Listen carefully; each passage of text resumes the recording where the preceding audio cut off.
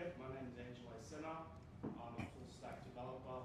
One of the projects I'm working on at the moment in Cardano is the Atrium system. Right, and just a little bit of Cardano. Yeah, my name is Sunny. I originally was a sysadmin now, and love blockchain and crypto.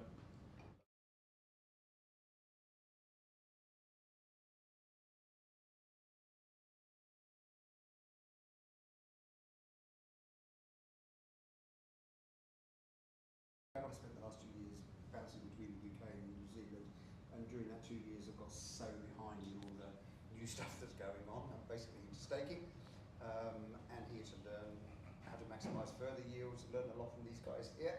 We're totally into NFTs and yeah, just want to learn a lot. 2 years behind the times. I'm Maria, fan of Cardano, got a few NFTs. I'm keen to learn more about DeFi. I'm Blake, just on holidays here actually from Tasmania.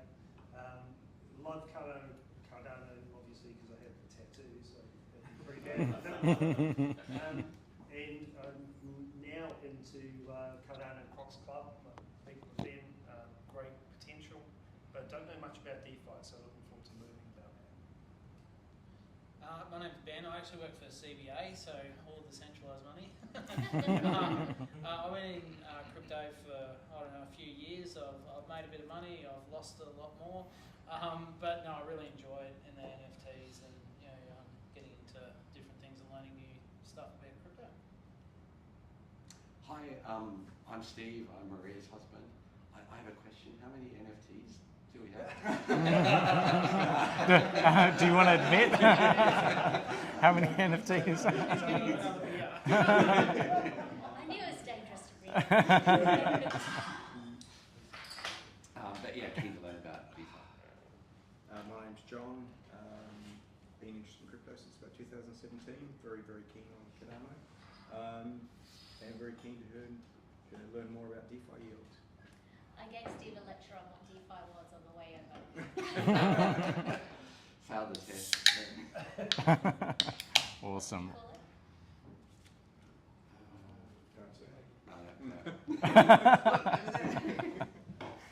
All right, so we've got quite a bit to go through.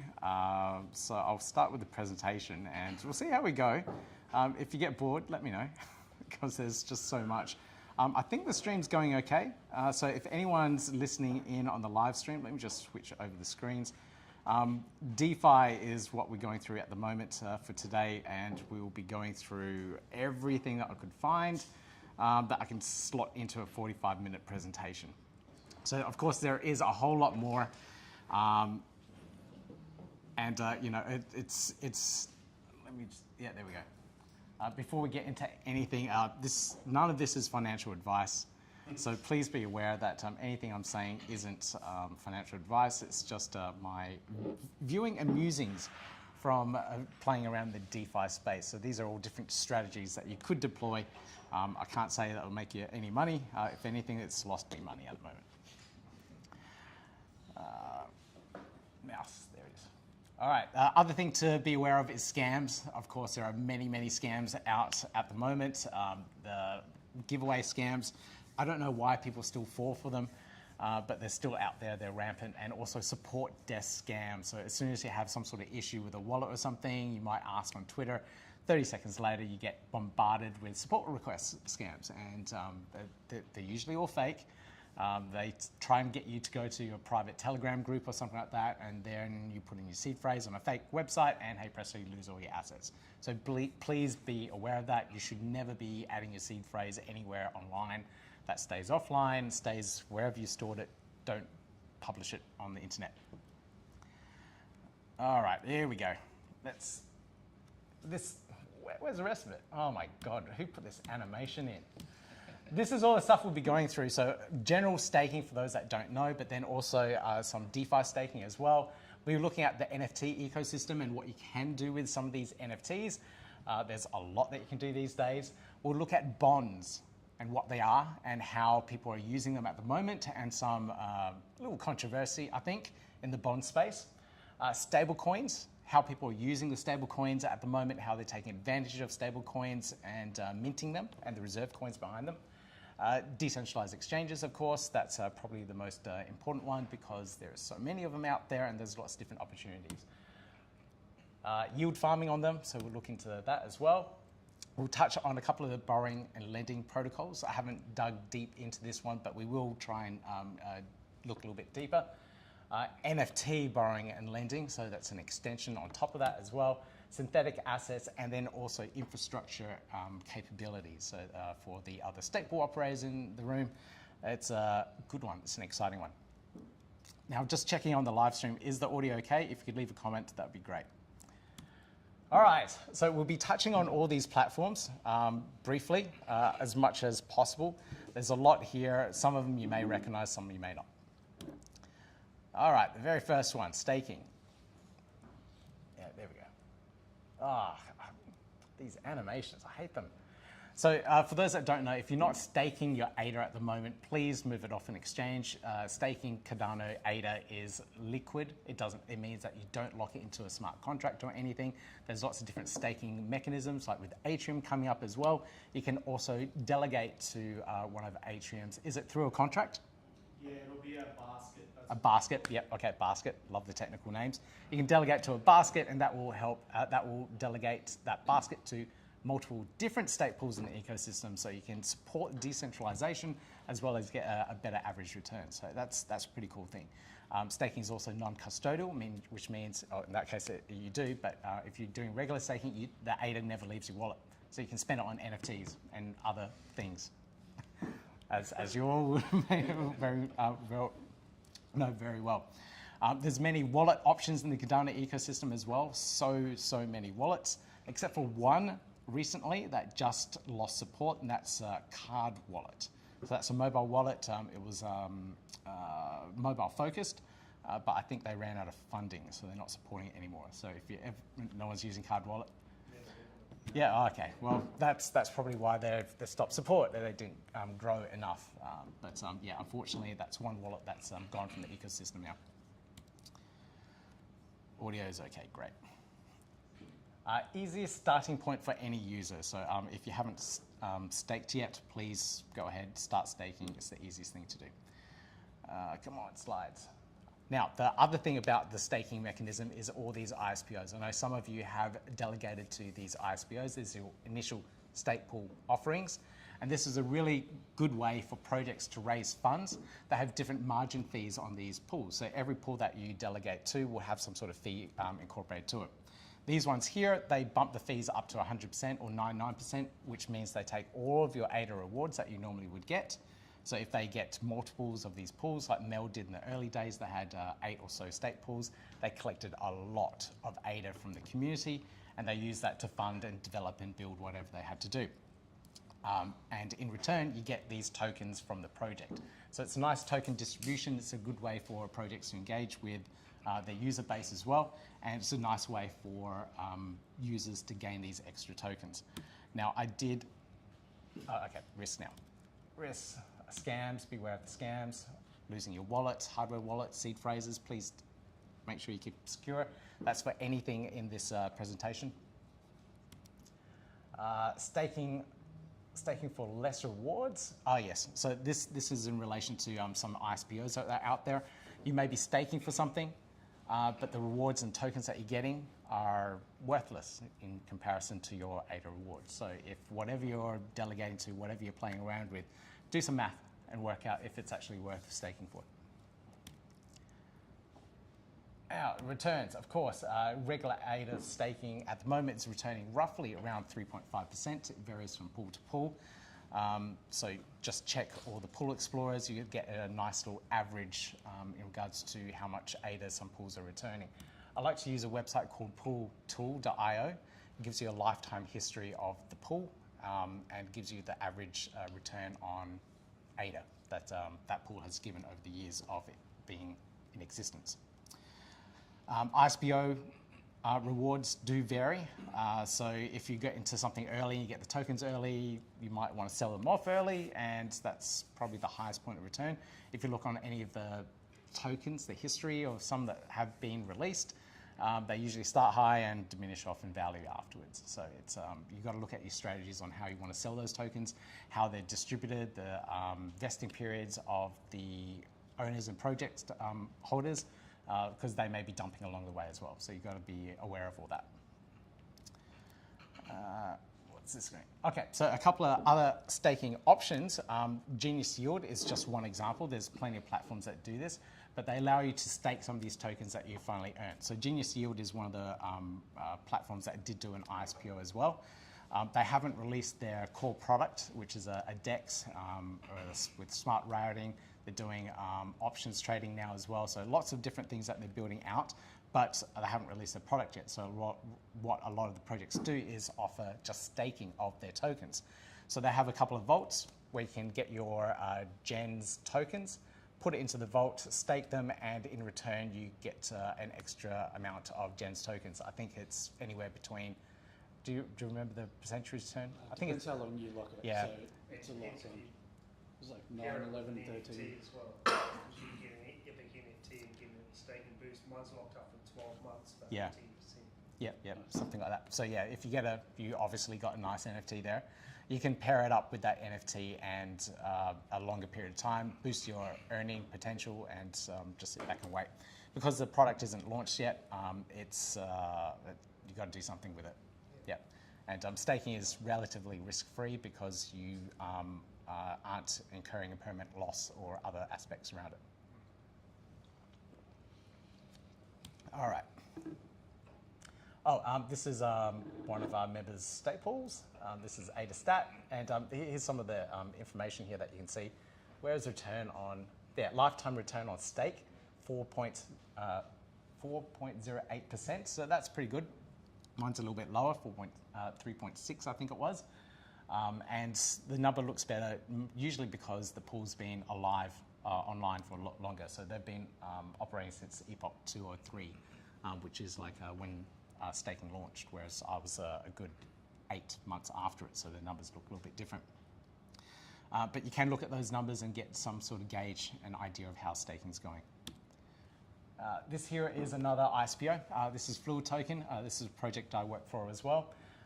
This is one project. You can see there on that screen there where it says margin fee, 99%. That's an example of a ISPO where they take all of the ADA rewards in exchange for the Fluid tokens. So this one here is going, I think this ISPO is going for like 8 or so months, so it's quite a long period of time.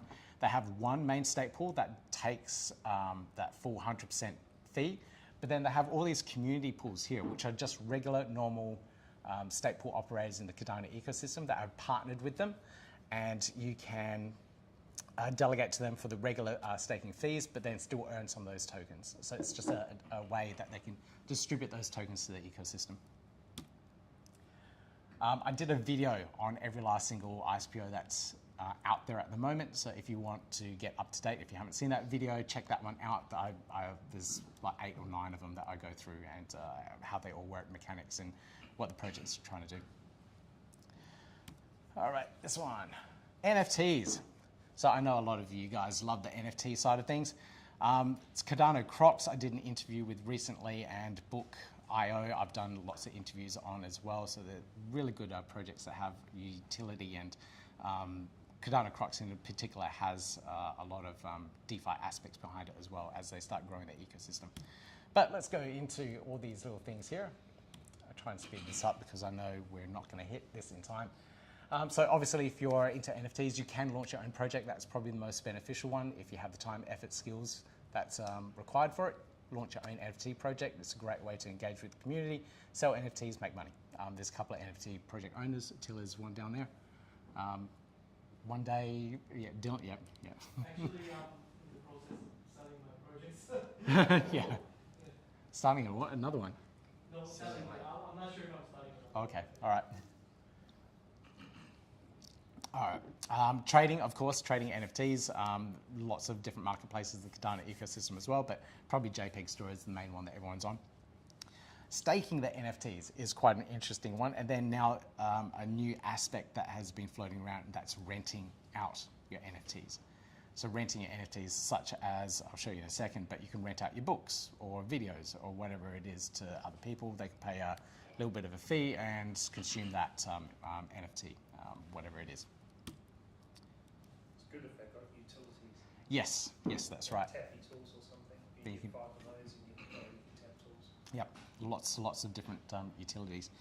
But of course, you've got to look out for the risks, all the risks involved. There are many NFT projects that are here one day and gone the next. So rug pulls, watch out for those. Negative price movement. You think you're buying in at the right price when trading, but then suddenly a month later it pretty much goes to zero. Founders do something bad, community doesn't like it, and hey presto, your potential liquidity is gone, or you've just made a bad mistake. Scams, there are still many scams in the NFT space as well, so please be aware of that. Now the rewards, obviously profits from trading, royalties and affiliate revenue reward sharing from many projects as well. So many NFT projects have the royalty tokens tied in with them, so when you make a sale, you get those continuous royalties behind it. Really good for game developers out there, so that anytime their assets get sold, you earn that little bit of extra revenue. There's also projects that do affiliate revenue as well. I can't remember what it's called, Turf NFT. If you own one of those turfs and someone buys a real life physical version of that turf, you earn some of the royalties from that as well. So it's a nice little mechanisms and utility from it. Another one that does that also is Whiskey's NFT, and I think I've got a screenshot coming up for it. Yeah. Whiskey's. So they buy whiskey barrels. So whiskey. So you buy the NFT that gives you like 50% of the profits from the whiskey barrels and governance over the whiskey barrels. So as they appreciate in value over time, you can, as a DAO, a governing DAO, you can pick and choose what happens to those particular whiskey barrels. Do you sell it at this point? Do you hold on to it for longer? And the DAO went, do you drink it? I asked that, but they don't let you drink it. It's a pure investment vehicle. Yeah, that's unfortunate. Yes. Yeah. Yeah.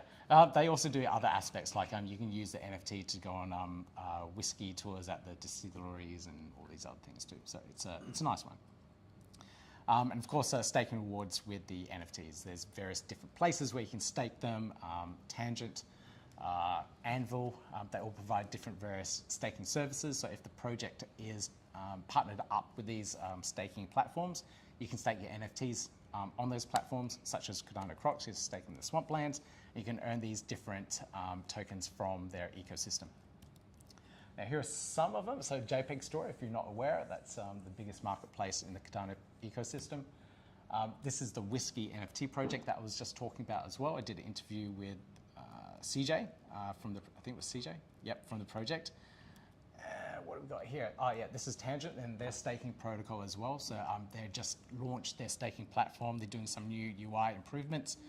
So they've just got their NFT project in there at the moment. But staking there, you get to earn Tangent tokens and some other ones here as well. There's a whole bunch of different tokens. But they have a total value locked of, what is that, 154,000 USD worth of liquidity.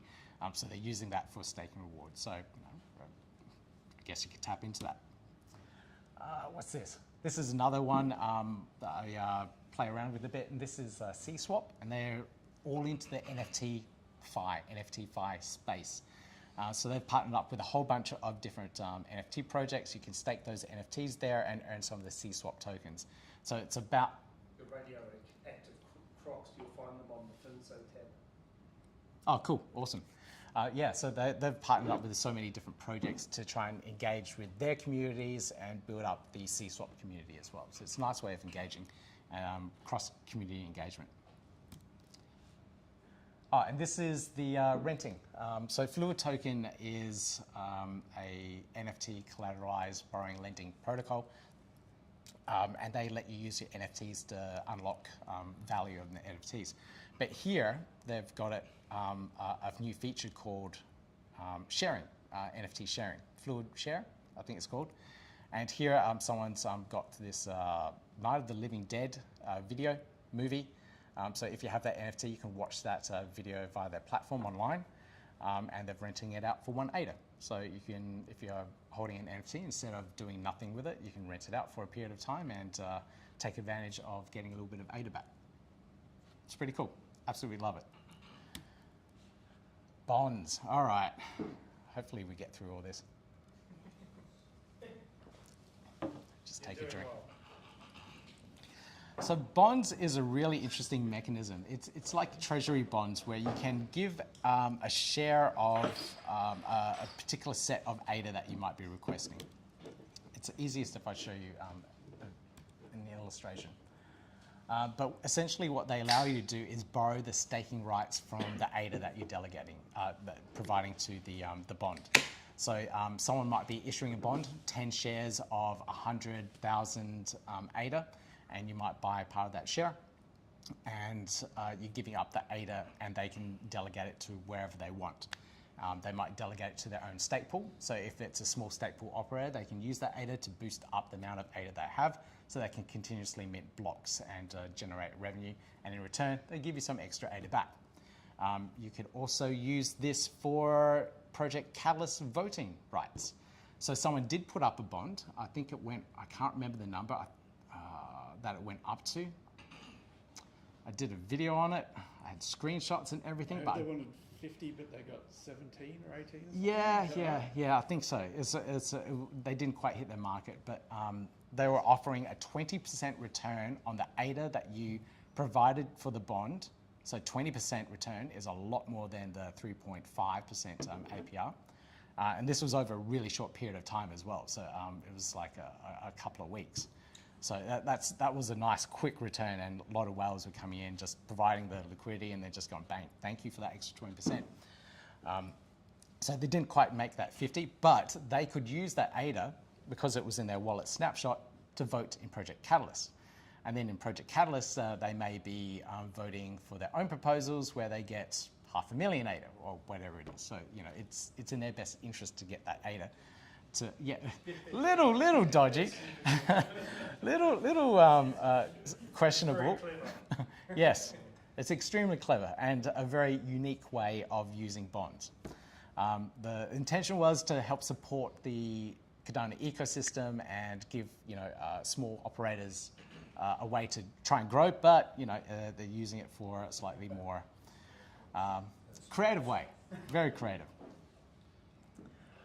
Yeah, so you put up ADA for a higher return. Stake pool operators provide higher return, and another thing that people are using for is ISPO bonds. So these ISPOs out there, so if some of them are actually quite attractive and you're doing like a bond for 6 months, which is the length of an ISPO, you can gain in like a million ADA worth of delegation, and then delegate that to the ISPO, and then use that to gain potential tokens that are worth more than ADA rewards, sell them off, pay off your bond, and then be left with profit. So lots of really interesting mechanisms that they're playing with there. Bond risk, liquidity for the bond. Lots of people are putting up bond requests, and there's no liquidity. Some of these bonds go for 6 to 12 months, and if you need liquidity, how do you get that liquidity back? You're stuck. So they do have an open bond market where you can sell your bond and trade it for ADA or something earlier, so you can exit, but you still need liquidity, you still need people that want to purchase that off you. So it's you get a little bit stuck sometimes. Yeah, so selling a bond as secondary market if liquidity is needed. Bond returns, they do vary from bond to bond that's out there, and this is a couple of examples. So what are they returning here? 7.25% and 7.16%. So a little bit better than ADA staking rewards. But the problem with these two here, like I mentioned, these are hot pools, but they've only got 0.4% funded. So it's going to take ages for this one to be fulfilled and be actually actioned. And that's the same with both of them. They're very small ones. So, you know, liquidity is still an issue. People aren't jumping on board, even though, you know, it's slightly better returns. Like you could buy the whole thing if you had, how much they're asking? 250K. So if you had 250K, you put it in there. staking it for how many epochs? 36 epochs, and get better than staking ADA rewards. So it's an opportunity. It's seems good. Of course, there's risks with smart contracts and everything else. At the moment, in the Cardano ecosystem, 0 smart contract hacks, but it doesn't mean it won't happen. It's just hasn't happened. What's the guarantee to say that they'll pay you back though? I believe when they open up the bond, they have to put the deposit down of that return. So that's locked into the contract. Okay. Yeah. So that's yeah. So that's put in place So at the very risk is beginning. pretty low. Yeah. Right. Yeah. So it's not like some of these other borrowing and lending ones where they have to come back and pay for it. It's when you start the contract. It's like how much you're returning, 50K, 50,000 ADA, put that up, Right. and then people put the rest in. Okay. Yep. Makes sense to me. How much is 36 epochs? Like how much? Every 5 days. 1 epoch's 5 days. Yep. So work out the math. I don't know. 36 months time. Yeah, maybe. Yeah, 72 epochs per year. Yep. 6 months. All right, stablecoins. So in this one, we'll talk mainly about JED because the other stablecoins haven't released yet. But JED is over-collateralized algorithmic stablecoin. They don't like being called algorithmic because of many different reasons. So they dropped that branding. Now with the JED stablecoin, there's 2 aspects to it. They've got a reserve coin and then also the stablecoin JED itself. So they've got Shen and JED. And to be able to, hopefully I get this right, to be able to mint JED, the USD stablecoin one, there has to be a certain reserve ratio of Shen. So it has to be 400 to 1. I think that's right. So people have got to mint that Shen token to a certain point. That acts as the collateral and the baseline, the underlying collateral for the whole ecosystem to be able to mint more JED into the ecosystem, and vice versa. So once it gets too high and the Shen ratio is up to 800%, I think you can't mint any more JED. I get this mixed up sometimes. But I did do an interview with Sharif talking about all this as well. So if you want to learn more about the mechanics, you can, and you can dig really deep into it.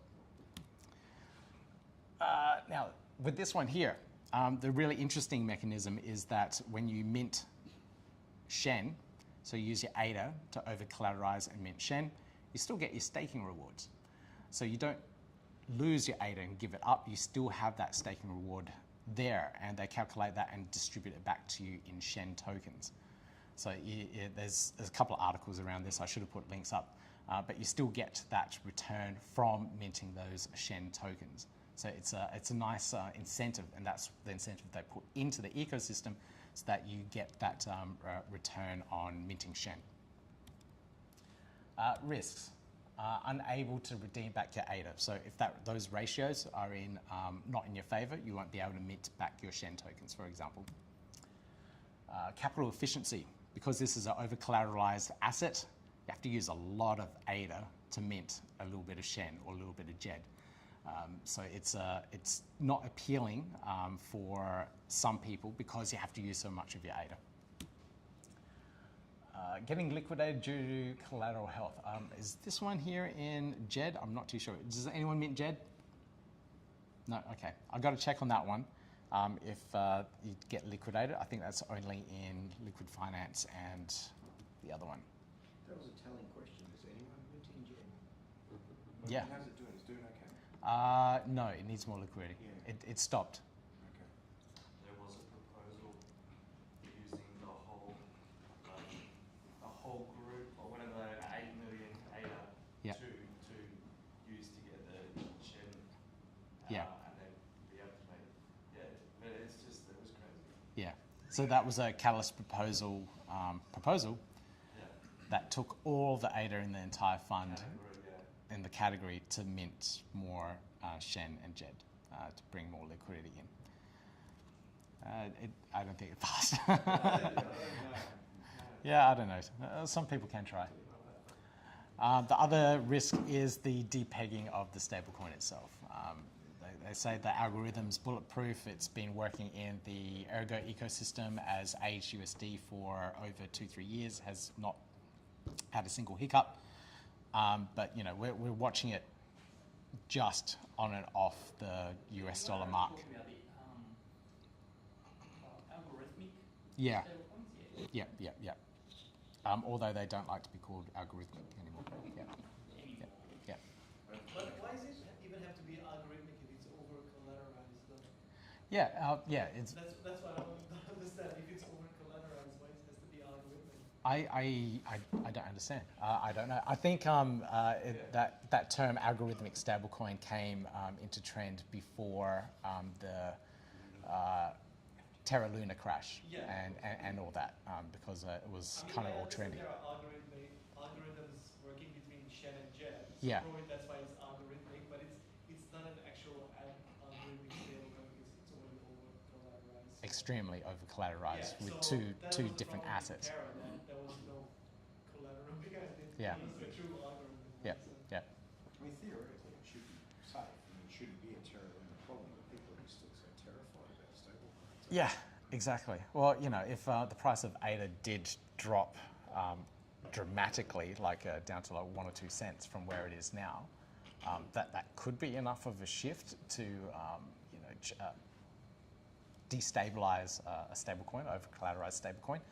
It would, like my positions in the synthetic assets where you over collateralize as well, would be in danger if the prices did drop that much. But I just can't see it dropping past like 30-cent mark anymore. Anyway, where were we? Stablecoin returns. Like I said, the staking rewards, you still get them. Trading opportunities of the speculative assets of Shen, because the price of it moves quite a bit. And lock-in profits with stable assets. So if you want to get into a stablecoin, that's one of your options. Geez, how much more have I got? I think I did like 53 slides. DEXs and yield farming. So the Cardano ecosystem has a lot of DEXs that you can play with and a lot of really good, strong contenders. It's not like a handful of DEX, like 1 or 2 DEXs that are stronger than the rest of them are just petty. They're all really strong contenders with really good tech, so it's really hard to like work out which one you want to play with the most. So, of course, trading, you get trading fees if you provide liquidity. There's yield farming opportunities, so that's how all these projects get liquidity into the DEX itself, so you get and earn these more tokens. The risks, lots of risks involved. I think this list goes on for a little bit. A permanent loss, that's when the price of the tokens move negatively in the wrong direction and you get stuck with, what's the best way to explain it? Get stuck with assets that have moved way too much from your original position. And as a result, you potentially have a loss. They call it an impermanent loss. But if the tokens return to an equilibrium price, then you don't incur that loss and you end up with more tokens in the end. So it's one important factor that you need to look into. Bad trades, I do that on a daily basis. Slippage and price impact, these are all factors that you can find on the DEXs. So slippage happens, the slippage is the price difference from when you put in a trade to when the trade actually gets executed. So slippage is always an issue. Price impact incurs when there's not enough liquidity on the DEX and you're trying to do large trades. So if there's not much liquidity and you try and do like an 1,000 ADA trade, you may see on the DEX interface that the price impact is increasing, might go 10%, 20%, and that means when you do your trade, you're not going to get exactly what you expected. So something always to look into, make sure there's enough liquidity on the DEX itself, otherwise you get stuck with really bad trades. Rug pull projects and withdrawing all your liquidity. So if you're into some sort of really cool project that thinks upcoming, liquidity is starting to grow, everyone's jumping in, and then suddenly the project owners pull out all the liquidity and all disappears. It does happen. You see it happen quite often. There's some big projects that do it on a regular basis now as well. So it's really important to look at those vesting schedules when tokens get released to the owners. When you build a project, you're more than entitled to sell your tokens to fund and pay for staff, but just be aware because that will happen and the prices will drop. So this is a snapshot of MinSwap DEX, and you can see some of the APRs are equated to these particular yield farming pools. Also, the rewards that you get from these ones as well. So this one here, the AGX one, you get Min tokens, which is the native token of MinSwap.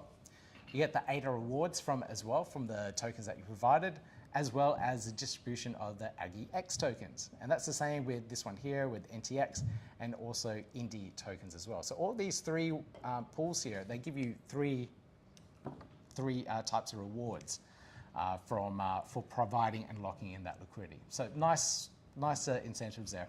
If you look at other ones, they may only provide Min tokens. Other ones may only provide the project tokens. So have a look at what there is available. If you want to provide liquidity, if you don't know what to do with the liquidity, you want to take the risk of impermanent loss, then you can provide that on the DEX. Borrowing and lending. I think we're halfway through. All right, so borrowing and lending, there's two main protocols at the moment. LendFi used to be ADA, but half of their interfaces still says ADA all over the place, and then Liquid. I won't touch on Liquid too much today, just more so the LendFi side of things, a little bit easier to go through. Earn additional percentage return on lending out your assets. So if you're not doing anything with it, you can lend it to someone else that knows what they're doing, maybe.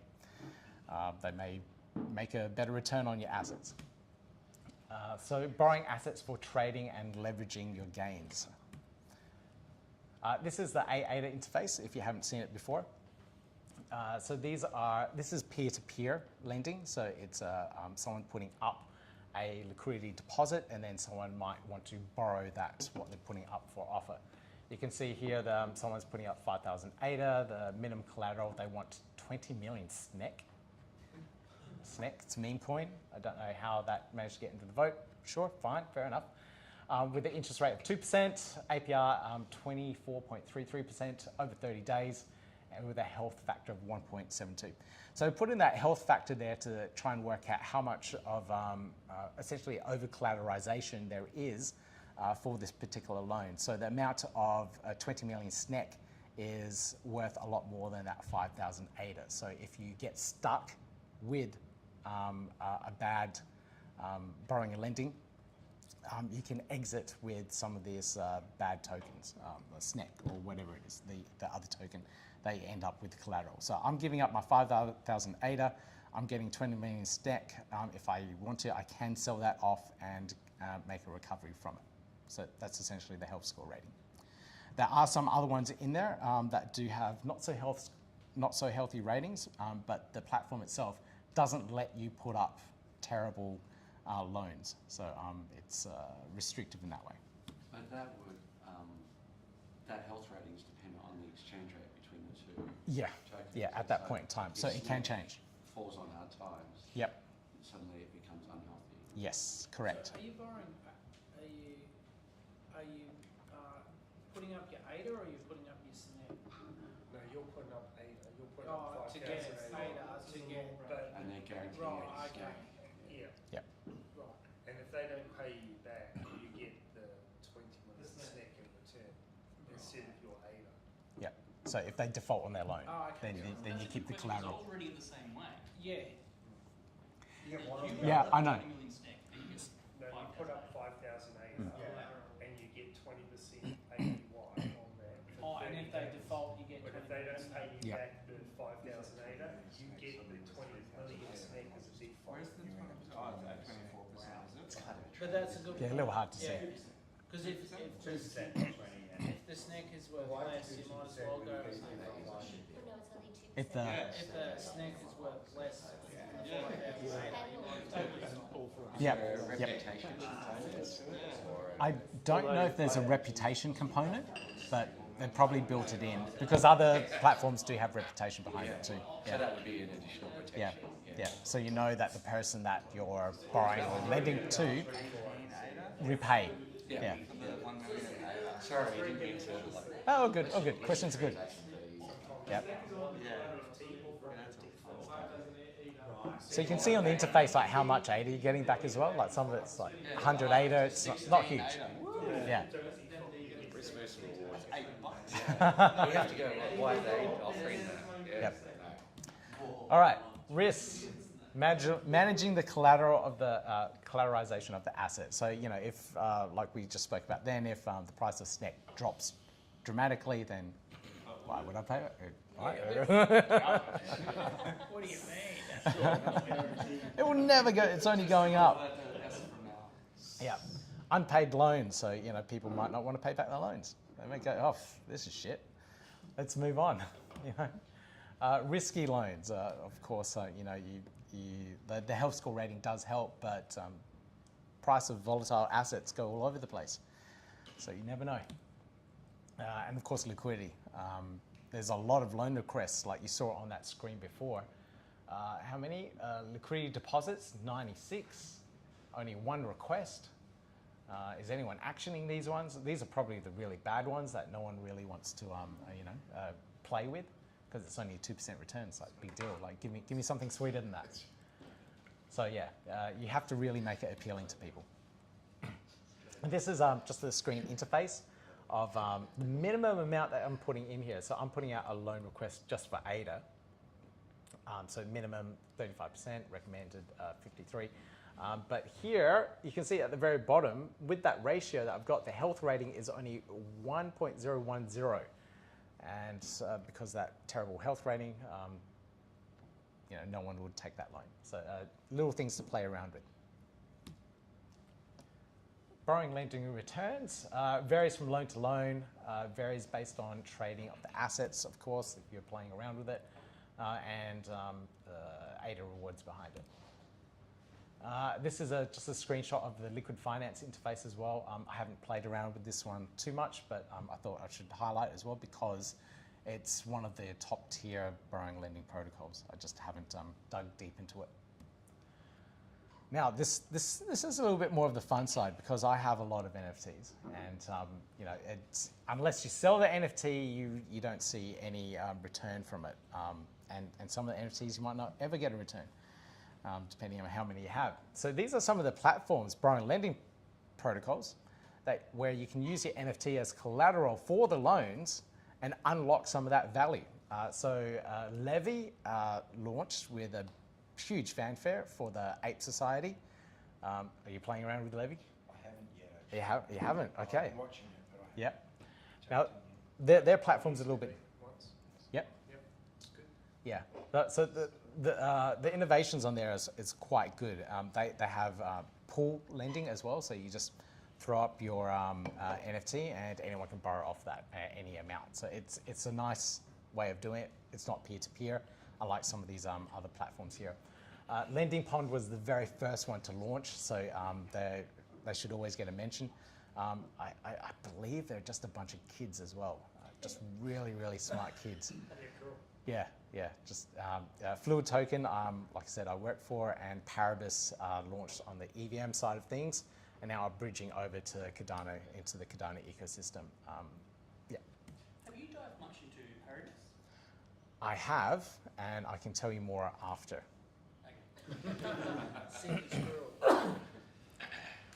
So yeah, use NFT as collateral for loans, open up the liquidity of your NFTs, and gives NFT collections utility, which is really, really cool. Risk, unpaid loans, forgetting to pay. So people do forget to pay their loans, do forget to come back to the platform and find that they get liquidated. Negative floor price movement. So one day you're giving ADA to a bored ape, and then suddenly the bored ape floor price plummets, and now you've got a worthless NFT, and that person doesn't pay back. So it can happen. Do they have like a lending ratio, or do they all be 70 or 80 or 50, depending on whatever the NFT is? Yeah, so again, like with the other ones, they over collateralize the amount. So you know, if the floor price is 100, that's the floor price, so you can only take out a loan for like 58 or something like that. So, and they generally work off the floor price? Yep. So if you see on this interface here, They've got the FP, the floor price of the NFT that's built into it, into the interface. So as a borrower, you know, or lender, you know what the price is. Like connected to JPEG Store? One of the many platforms out there. So they might be using like CNFT Tools, which has an open API. They might be using NFT Jungle. I don't know which ones that they're using. They might be using an aggregation of all of them, but there's no Oracle that's providing those type of prices. So they're using APIs from different services. I like that platform, but it takes a while for the loan to get picked up on some things. Yeah. It's again liquidity and need more Demand users. as well. Yep. I talked about that. Varies from loan to loan, trading rewards. Yeah. So that's levy. And what's the, like, with the interest rate? Does it have the interest rates that you get, like if you loan your APR? You can see the APY on the right hand side. 14-day duration, 140% APY. Right. Yeah, it's really small in its interface. Yeah. The other ones, if you have a look at Fluid Token, Lending Pond, they all display this information differently, and some of them are easier to see. All right, we're getting through it. Let me just hit the escape button. Hey, yeah, almost there. All right, great. So synthetics. Synthetics is pretty cool. They were really, they launched about a year ago now at Bloom last year. But Indigo is the only one that does synthetics, and essentially what they do is they use ADA to over-collateralize the creation of a different asset. In this case, on Indigo, you can mint, where is it? You can mint iUSD, iBTC, and iETH, so Indigo versions of all these. They track the price of those particular assets, and then you can trade them on different exchanges, whatever it is. You can still gain your staking rewards. So this is one of the really cool things. So now I can mint iUSD, still earn my staking rewards because the ADA that I use as collateral is still staked and is still given to me as ADA rewards, but I have a stable asset as well. So now I'm essentially staking my iUSD for ADA rewards. And then what are you using your ISD for? Locking in, yeah, you can buy more ADA. You can leverage it over and over. IBTC, was it? Yeah. So you can make a synthetic asset in Bitcoin. Yep. Earn ADA. Yep. Bitcoin goes up. Yep. And sell as it goes up. Yeah. Assuming that it goes up, like we don't know that. Yeah. The assumption. So you've got the gain of Bitcoin. Yep. And the staking of ADA. Yes. All in one. Yes. Great. Yeah. Very, very. Liquid finance do a lot of that as well. So there's, I think, up to 7 different ways that you can earn off collateralizing in a loan. I can't remember them all. That's why I never dug deep into the project. It got so complex. But you provide liquidity for a loan. You still get your ADA staking rewards. You earn the interest off that. So all these different mechanisms they came up with so that you can tweak little things and earn extra on every single step. So it's brilliant what they've come up with. Where are we? The risk, managing your collateral. Again, if the price of ADA drops, that ratio over collateralization could liquidate your synthetic asset. So always something that you need to look out for. What's the ratio you have to keep? I think it's 150%. Right. Yeah, so it's not capital efficient, again, just like JED. So you have to use a lot of ADA to mint a portion of BTC, the equivalent of BTC. Yeah. Getting liquidated, of course, is always an issue. Have you been liquidated? No. Right. No. Well, the price of ADA is so low at the moment and hasn't really moved much since. So our health score ratings on mine are like 170 to 200%. So You can make them as high as you want by overcapitalising it. Yeah. So you can secure your position if you've got plenty of that's ADA to put against Yep. it. Yeah. And if the price of ADA, so if you put in like let's say 10% of your ADA holdings into the synthetic assets, price of ADA drops, you can go back to your synthetic assets and put more ADA in to change your ratio and top that up. Via the Indigo platform. Yeah. Yeah. So there's always ways to like correct your position and your collateralization, so it's always safe. Reasonably hard to be liquidated if you're on top of it. Yes. Yeah. Right. Okay. Yeah, of course. How can you be a liquidity provider, for example, in Indigo? At the moment, I'm working for a trading company, and we actually talk about like bringing in leverage assets. You know, like for example, indices, like you can bring in the whole ISPO or like the USD 500 or something like that. And obviously, you have to provide liquidity, like enough for the other side as well. But how would you do it? It's just like probably Indigo, like talking to Indigo would be like that. Well, with their platform, you'd have to provide liquidity in ADA for any of the assets. So I think I've got a screenshot actually. But how would that like physically go? Like obviously, you would give like an API. I guess it's too technical. Yeah, we'll talk about it. Like, so I just have to check it out. So Indigo is only ADA. It's not like a multi. No, I'm pretty sure it's only ADA. I've only seen ADA as collateral. This is just a screenshot of like creating IUSD. So here I'm putting in a collateral amount of, 10 ADA. So I get an I asset, I get one. Was it CDP? Yeah, collateralized debt position. Oh yeah, gotcha. Yeah. So I put in a ratio of 205%, which means I only get 1.2 US dollars IUSD, which is tiny, but I feel comfortable with that I never need to check in on this for a really, really long time unless the price of ADA moves so much and I go, oh God, I've got to check on my CDPs and then tap them up. When I was on Maker and borrow and die, and then COVID hit and I had to increase my collateral on it. Yeah. The fees went through the roof, the network was collapsing. I was up all night trying to rescue this position. I managed to Yeah, because you're paying gas fees on ETH, so that would have been painful. I managed to get through it. Yeah. Ended up buying a heap of ETH at cheap prices, thank God. Yeah. So it was worthwhile in the end, but it scared the crap out of me. That's stressful. That is incredibly stressful. I can't say it would never happen on the Cardano ecosystem. Well, just I think that the those. Cardano system's so much faster. It's a lot of fees. It's the fees. Yeah. It's the fee. You're not bidding to get the transactions in, and you're not letting it, not having a situation where those gas fees will fail and you lose your transaction, which is shit. So yeah. What's this one? So they also have this other little thing called stability pools. So here you can mint your assets, and for them to maintain that liquidity in the ecosystem, they have these stability pools where you can earn a little bit extra here. So in this case, you earn your ADA rewards and your, Indie tokens on top of it. So you earn some of the Indie tokens, which are a really strong governance token. It's one of the strongest governance tokens in the Cardano ecosystem.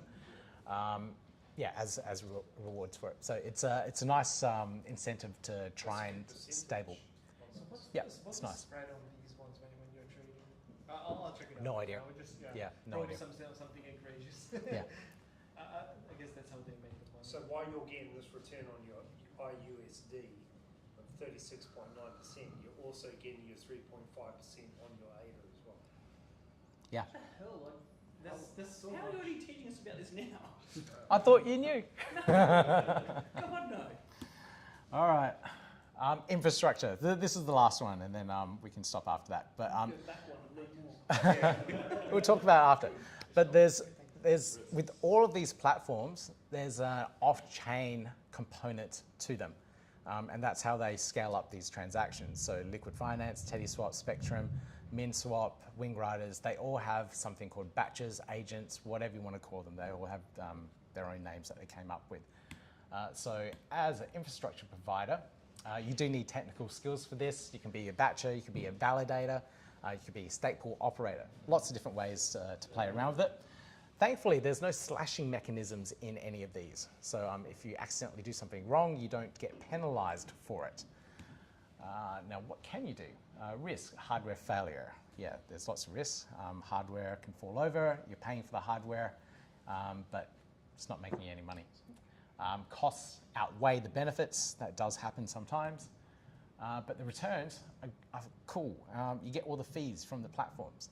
So if you've ever traded on any of the DEXs, you'll see roughly a 2 ADA batcher fee. And that fee goes to the person that's processed the transaction. For a while, I got to be a batcher, and it was quite lucrative. It was really good. So there's a couple out there at the moment that are offering batching services. Anyone can be a batcher. Spectrum Finance. So if you want to run a relay, run their batching software, you can batch transactions for them. TeddySwap are doing the same thing. So TeddySwap are doing focusing on stable coins. So there's more and more stable coins released on the Cardano blockchain, which is USDT now, USDC, USDM coming out, USDA maybe eventually sometime next year, IUSD, JED, 6. That's great. So they're looking for all the liquidity around those stable coins. They're using the different curve factor. I don't know what it's called now. I can't think of it off the top of my head. Which makes trading between stable coins capital efficient. And they're allowing anyone to become a batcher and process those transactions. So as more of these assets come to play, more people want to trade for the particular asset they need to do and execute somewhere on a different platform. So that's going to be really, really important in the future. And the last one here, Liquid, it's not just Liquid Finance, but a lot of them, you run liquidation bots. So these bots look for loans that have expired, people haven't paid back in time, and these bots will execute the liquidation on that and claim whatever collateral was put in there. So yeah, so you can run one of these bots and on any of the platforms out there. I think Indigo has it, Liquid has it, I think ADA has one as well. But yeah, you can run those platforms and make a little bit of money out of it. So lots of different opportunities. This one is maybe the electricity that you're paying for? And yeah. Well, these liquidation bots, like if you're running a stake pool and... You just run it next to it? Yeah, you just put it on the same server. It's no big deal. You just remember where it is, how it's set up, and just make sure it's running. That's it. So, you know, if my stake pool, for example, has multiple different relays, each one of those relays I could set up to be a batcher of some sort on any of these platforms. And then it just makes a little bit of extra income on the side while it's minting blocks at the same time. Yeah. So it makes the stake pools a lot more profitable. And that's it. So if you're not following it, I think a lot of you do know me. Be careful of the scam accounts that copy me. I'm the only one that's joined in 2007. 2007. Yeah, that wasn't me. Yeah. All right. That's it. That's it. Let's stop it there. I did. Yeah. I got the blue check mark too. So how long was it going for? Almost an hour. Almost an hour. Stop the stream? No, I haven't stopped the stream yet, but let me just check the live stream for questions. Thank you so much for anyone that's joined the live stream. I will put chapter markers up. I can't see where the mouse is. There it is. I will put chapter markers up for everyone so that it's a little bit easier to consume. Yeah, thank you everyone for joining. Make sure you hit that like button. Subscribe if you haven't. Become a channel member. There's lots of different ways you can support the work. But thank you.